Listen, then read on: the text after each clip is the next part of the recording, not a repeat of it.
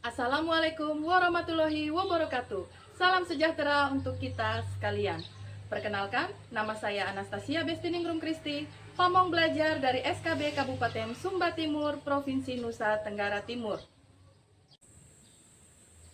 Pendidikan kesetaraan yang diselenggarakan oleh SKB Kabupaten Sumba Timur memiliki peserta didik dengan berbagai karakteristik, baik dari latar belakang budaya, kemampuan belajar, gaya belajar, bahkan minat belajar yang berbeda-beda.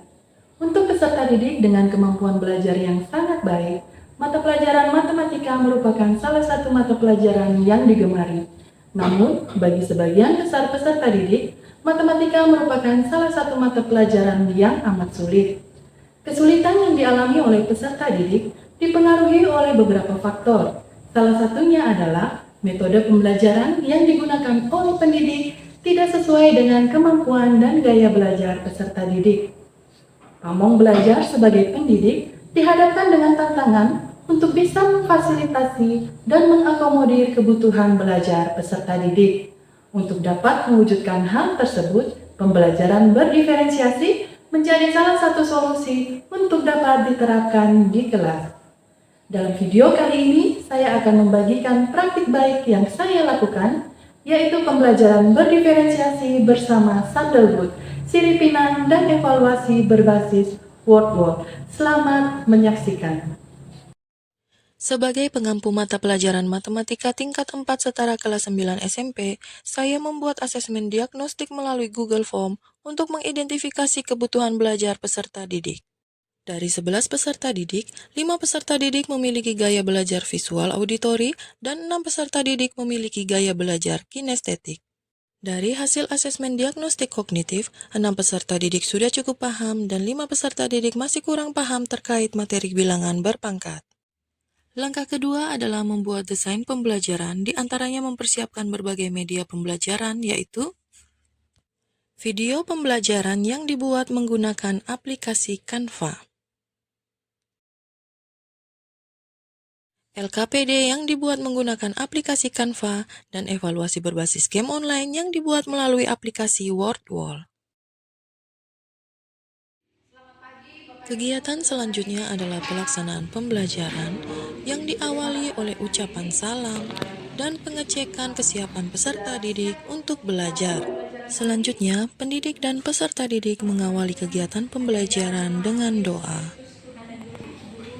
Seusai berdoa, pendidik melakukan pengecekan kehadiran terhadap peserta didik. Hari ini kita akan belajar matematika ya. Materinya adalah bilangan. Kemudian pendidik menyampaikan tujuan pembelajaran hari ini terkait materi bilangan berpangkat dan sifat-sifat bilangan berpangkat.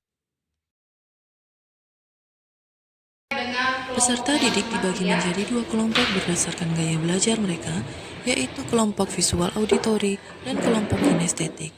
Pendidik membagikan LKPD untuk dikerjakan secara berkelompok. Bagi kelompok visual auditori, menggunakan video pembelajaran yang dibagikan melalui barcode untuk membantu dalam menyelesaikan lembar kerja peserta didik.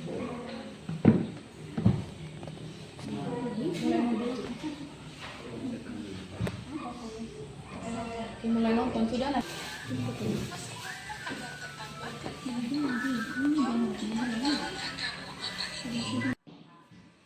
ini kita belajar bilangan berpangkat dibantu dengan ini apa namanya? Siri ya. Nah, tadi saya sudah sampaikan. Sedangkan untuk kelompok kinestetik, difasilitasi oleh pendidik untuk melakukan praktik secara langsung terkait materi bilangan berpangkat dengan media Siri dan Pinang yang telah disiapkan. Tunjuknya ya. Oke, silahkan dipraktekkan, dikerjakan secara berkelompok.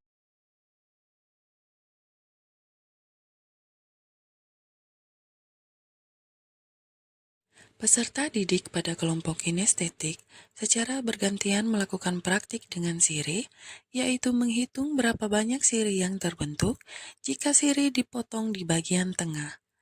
Hal ini terus dilakukan sampai 5 kali percobaan, kemudian hasilnya dituangkan ke dalam lembar kerja peserta didik.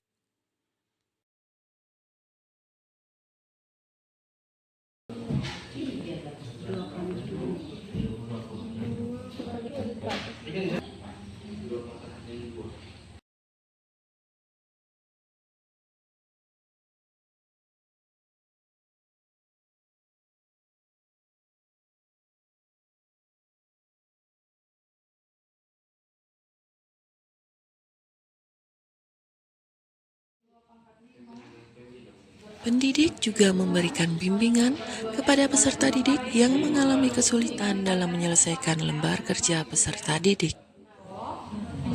Baru penyebutnya.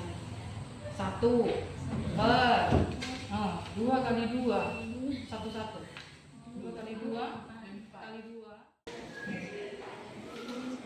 Setelah menyelesaikan lembar kerja peserta didik, perwakilan dari masing-masing kelompok diminta untuk menuliskan hasil diskusi mereka di papan tulis. Setelah itu, pendidik membahas hasil kerja masing-masing kelompok secara bersama-sama dan memberikan apresiasi bagi seluruh peserta didik.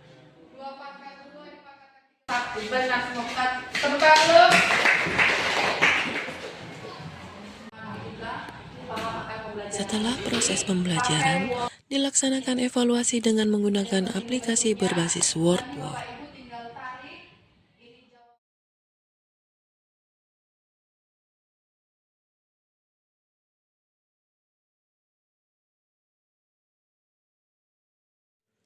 Penggunaan evaluasi berbasis Wordwall dengan tampilan yang interaktif membuat peserta didik tidak merasa jenuh.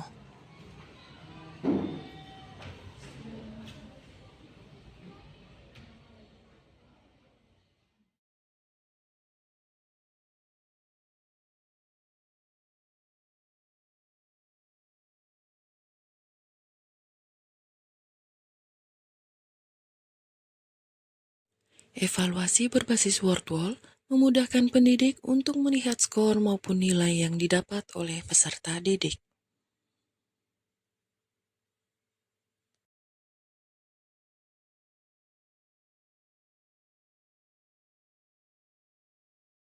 Seusai melaksanakan evaluasi, pendidik bersama peserta didik membuat kesimpulan terkait materi yang telah dipelajari dan melakukan refleksi. Selanjutnya, pendidik memberikan tugas secara individu kepada peserta didik, dan peserta didik diberi kebebasan untuk memilih jenis pengumpulan tugas yang mereka inginkan.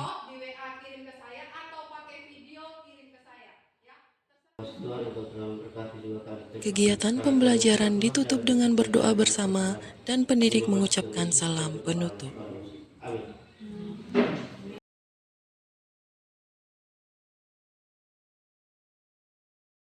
Saya Yohanes Yusuf Muhammad Guntur Malam.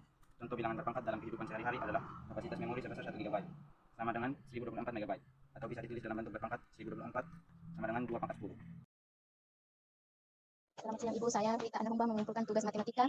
Contoh bilangan berpangkat dalam kehidupan sehari-hari. Misalnya Flowers Putri Aryani kurang lebih sebanyak 1 juta bisa ditulis dalam bentuk pangkat 10 pangkat 6.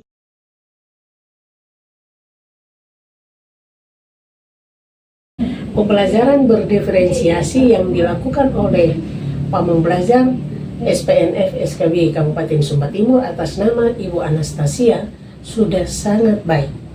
Bisa mengakomodir kebutuhan belajar peserta didik sesuai dengan gaya belajar mereka masing-masing.